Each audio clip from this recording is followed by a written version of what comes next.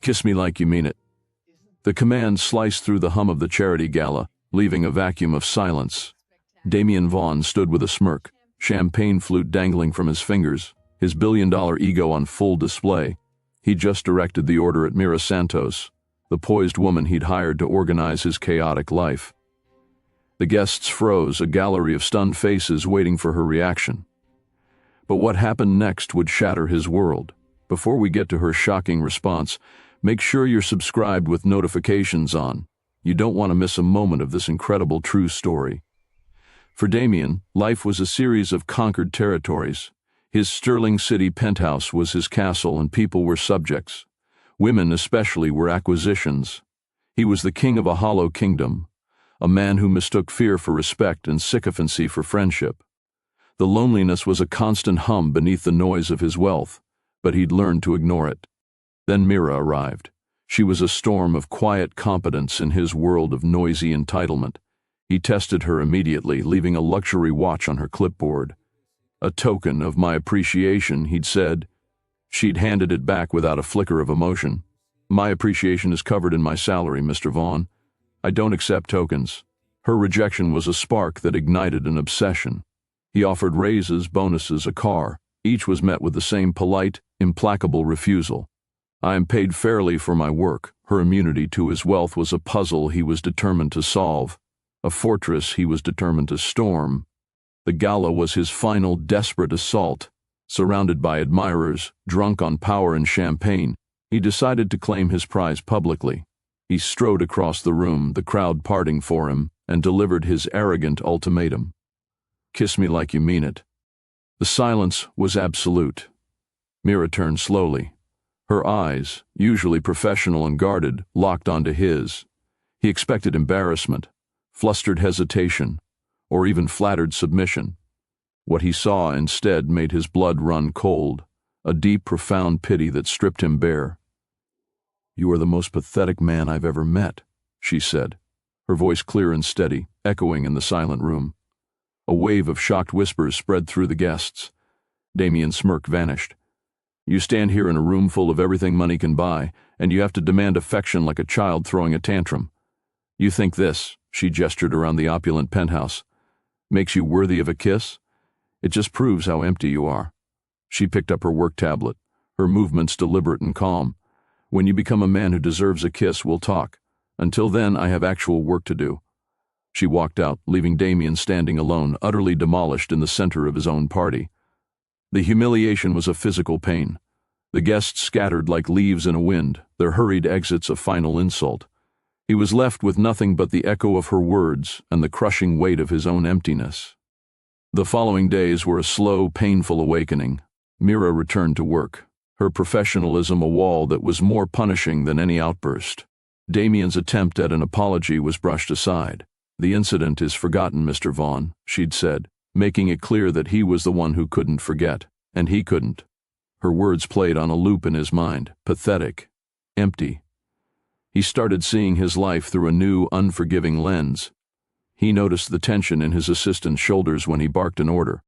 He saw the flicker of resentment in his chef's eyes when a dish was criticized without cause. For the first time, he saw the fear he inspired, and it sickened him.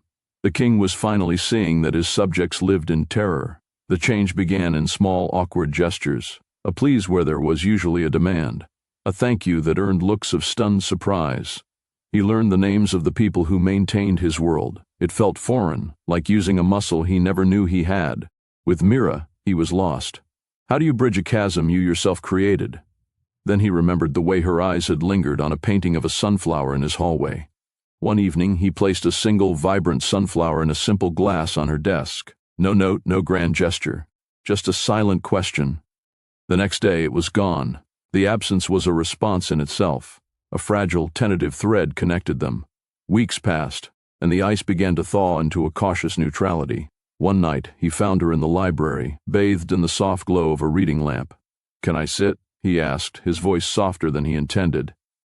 She looked up from her book, her expression unreadable, then nodded. He sank into the chair opposite her, the silence stretching between them, thick with unspoken words. "I don't know how to do this," he finally confessed, the admission feeling like a surrender. I don't know how to be a person, a real one." Mira closed her book, giving him her full attention. The pity was gone from her eyes, replaced by a thoughtful intensity. "It starts with seeing people, Damien, not as tools or obstacles, just people." "I see you," he said, the words feeling dangerously vulnerable. "Do you?" she countered gently. "Or do you see the woman who said no to you? There's a difference." Her question struck a chord deep within him.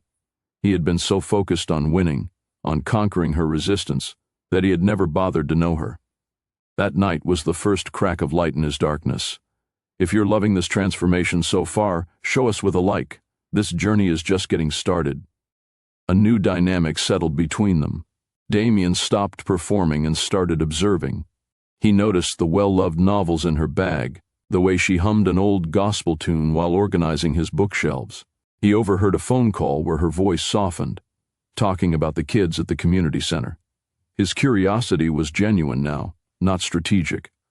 "What community center?" he asked one afternoon. "The Aspire Center," she replied, a hint of pride in her voice. "In my neighborhood. I help out with the after-school program. We're always short on volunteers." The next day, Damien Vaughn did the unthinkable. He cleared his schedule. He found himself in a brightly lit, slightly chaotic room at the Aspire Center, surrounded by a group of skeptical teenagers. He felt like an alien in his designer clothes. Mira handed him a paintbrush. "The mural needs some touch-ups," she said, a playful challenge in her eyes. He was clumsy and out of his element. Paint dripped on his expensive trousers. The kids giggled. But then a sharp-eyed girl named Keisha showed him how to hold the brush properly. He listened. He laughed when he made a mistake. For the first time in years, he was following, not leading. He was learning, not commanding.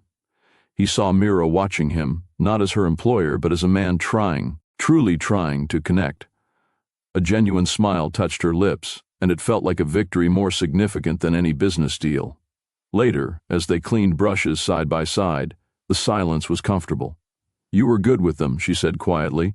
"They're not afraid of me," he replied, the realization dawning on him. "It's refreshing." "That's because you weren't trying to be someone they should fear," she said. The truth of her words settled over him. He had spent his whole life building a fortress of intimidation, and all it had done was imprison him in solitude. A few days later, he worked up the courage. "Mira, would you have dinner with me?